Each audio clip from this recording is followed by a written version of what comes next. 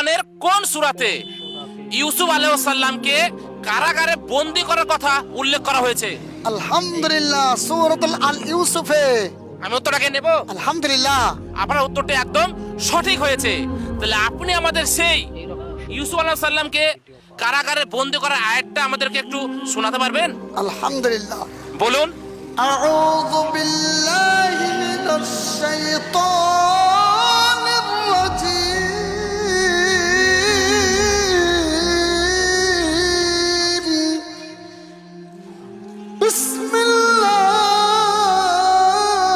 বিসমিল্লাহির রহমানির রহিম। ثم بدله من بعد ما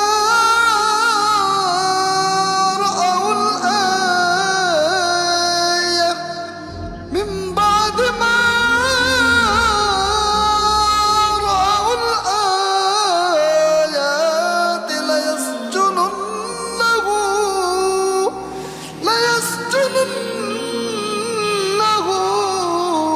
حتى حين।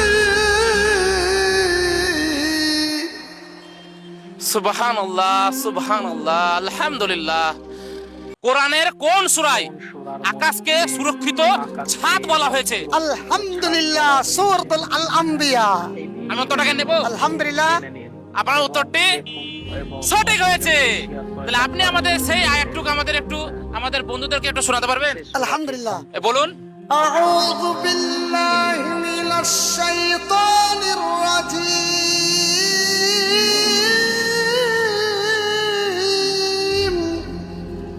بسم الله الرحمن الرحيم.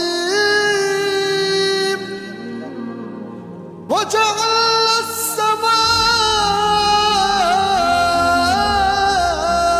سقفا محفوظا. وجعل السماء سقفا محفوظا وهم عن آياتها معرضون. আল্লাহু আকবার। আল্লাহ তাআলা সূরা আল আম্বিয়ার 32 নম্বর আয়াতে তিনি আল্লাহ তাআলা বলছেন, এই পৃথিবীর এই আকাশকে আল্লাহ তাআলা সুরক্ষিত ছাদ করেছেন। আল্লাহর এই নিয়ামত আমরা কি করে শোধ করব? জানতেন না এই আকাশকে আল্লাহ তাআলা ছাদ হিসেবে তিনি আমাদের উপর মাথার উপর রেখেছেন। তো আপনারা ভিডিওটি নিজে দেখুন এবং অপরকে দেখার সহযোগিতা করুন।